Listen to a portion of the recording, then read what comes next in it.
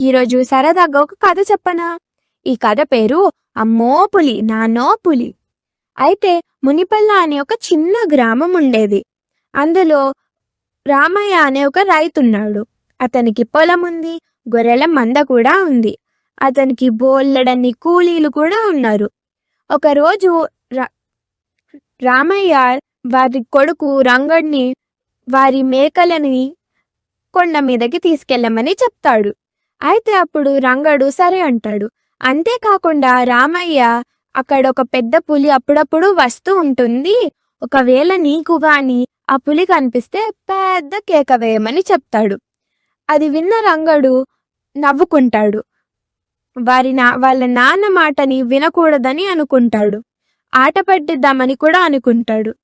అందుకని మేకల్ని చూసుకుంటూ కొద్దిసేపటి తర్వాత రంగడు అమ్మో నాన్న పులి వచ్చింది, నాన్న పులి వచ్చింది అని గట్టి కేకలు వేశాడు.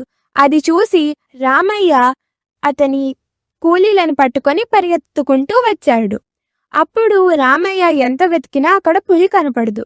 అప్పుడు రామయ్య వెళ్ళి రంగడిని అడుగుతాడు, అసలు పులి నిజంగానే ఇక్కడికి వచ్చిందా అని.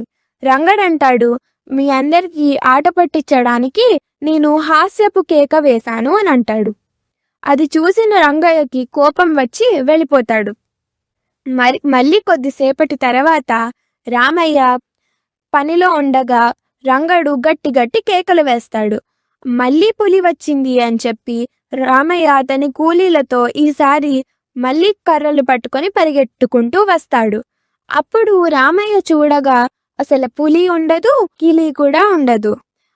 అప్పుడు రామయ్యకి కోపం వచ్చి రంగడిని మందలిస్తాడు. అప్పుడు రంగడు మళ్ళీ చేయకూడదని అనుకుంటాడు. కానీ కొద్దిసేపటి తర్వాతే నిజంగా పెద్ద పులి వచ్చి ఒక చిన్న మేక పిల్లని ఎత్తుకు వెళ్ళిపోతూ ఉంటుంది. అది చూసి రంగడు నిజంగానే బాబోయ్ పులి, అమ్మోయ్ పులి అని గట్టిగా కేకలు వేస్తూ ఉంటాడు. అది విన్న రామయ్య కూలీలు పట్టించుకోరు. కానీ అప్పుడు రంగడు అనుకుంటాడు, నేను ఎంత గట్టిగా కేకలు వేసినా ఎవ్వరూ పట్టించుకోవట్లేదు. ముందు 2 సార్లు అబద్ధాలు ఆడడం వల్ల ఇప్పుడు కూడా నేను ఆట పట్టిస్తున్నాను అనుకుంటారు. విన్నారా పిల్లలు? మరి ఈ కథలోని నీతి ఏమిటి? హాస్యానికైనా మనం అబద్ధం ఆడరాదు. అబద్ధం ఆడితే ఎంత కష్టం వచ్చిందో చూసారా? అందుకని మనం కూడా ఎప్పుడు అబద్ధం ఆడకూడదు. ఓకే మరి, బాయ్ బాయ్.